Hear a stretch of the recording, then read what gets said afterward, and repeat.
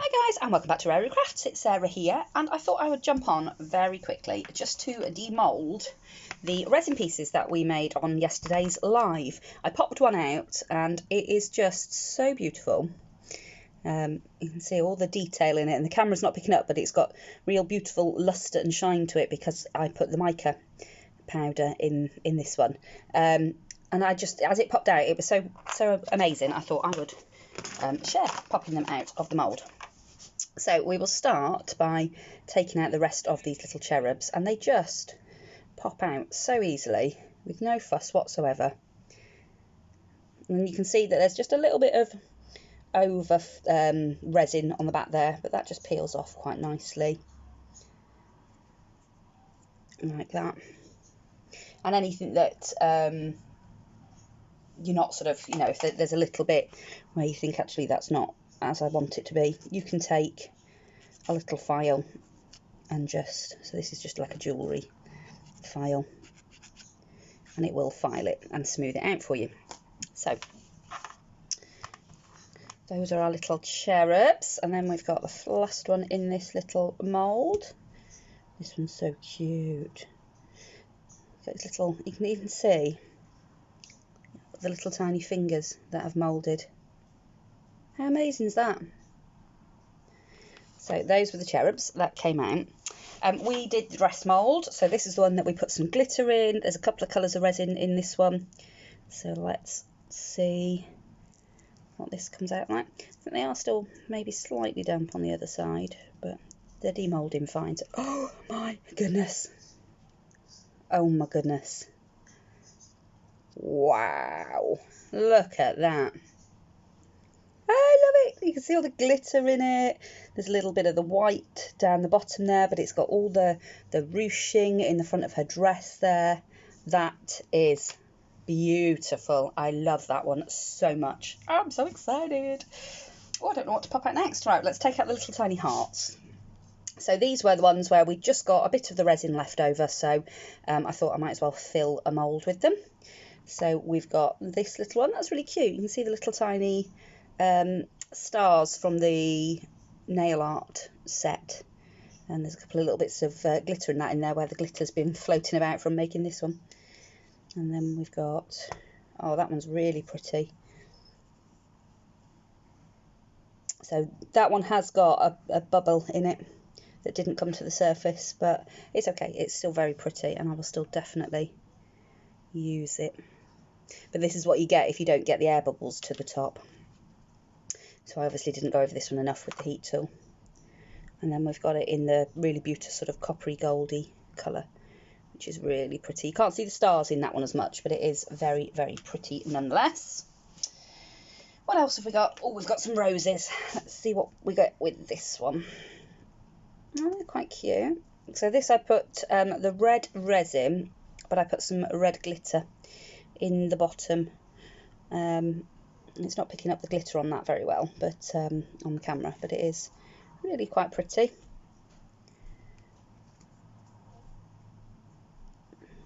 Not the best shape of roses, I would say, this mould, but it's okay. They're definitely, I'll definitely use them, but you can see I've not quite got enough resin in the bottom of that one, so it's there's a little hole in it. But for a first attempt, they're not turning out too bad. Then we did the larger love heart, which we did in the gold. Oh, that's really pretty.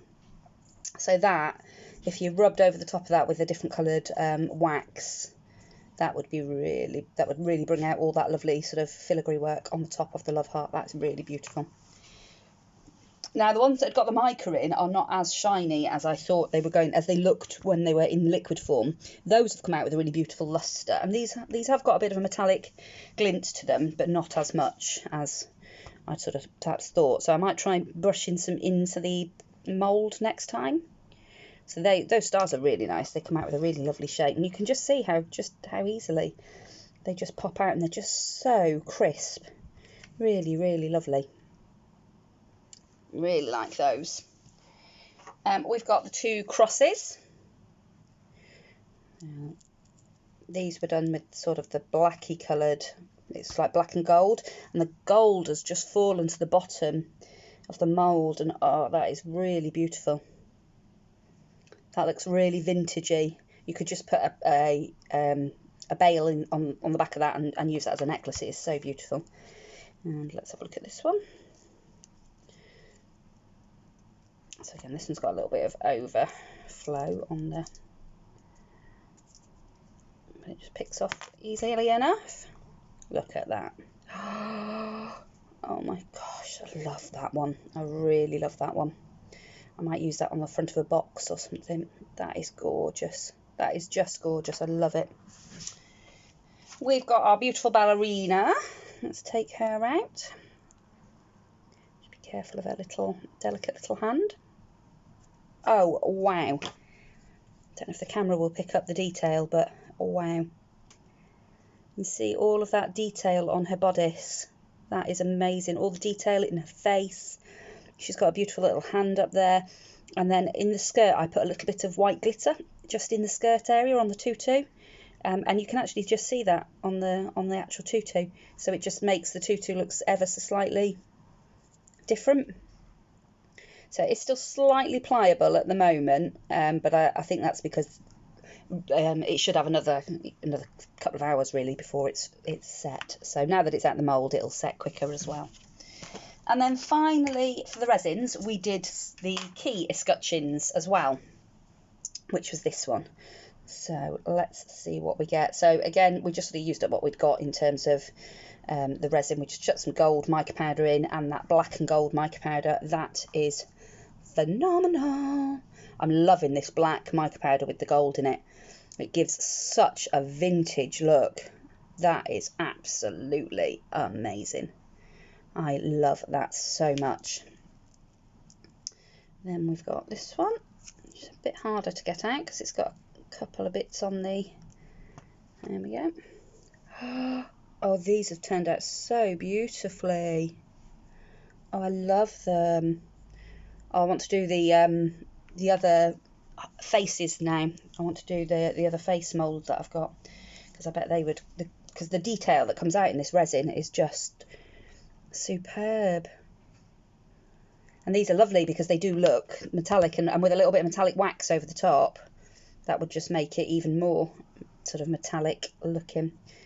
Pop that one out. That's quite a sort of simple one, but it's still very pretty. It reminds me of Cinderella's carriage, actually, that one. Very pretty. And then finally, now this one, I don't know if we'll get it out because it does look very delicate in places, but we'll see. So all I do is just sort of pull the mould sideways, and it almost lets the resin sort of pop up, and then just wriggle that off, and it has come off in one piece. And that one again is just so beautiful. A little tiny bit of overflow on the side there, but that'll come off with a little file. But it just looks so vintage. I love it. So those are all the resin pieces that we did on yesterday's live, and they have all come out really, really beautifully. The ones that I'm not so keen on are the roses, but that's just because of the shape of the mould. That's got nothing to do with the resin. I did buy this resin, by the way. It's not like a product review. I bought this with my birthday money. It's just the first time I've had a proper go with this clear type of resin. So I'm super excited now to get the bales, the jewellery bales, so that I can have a go at making some resin jewellery. Because I'm just absolutely loving it.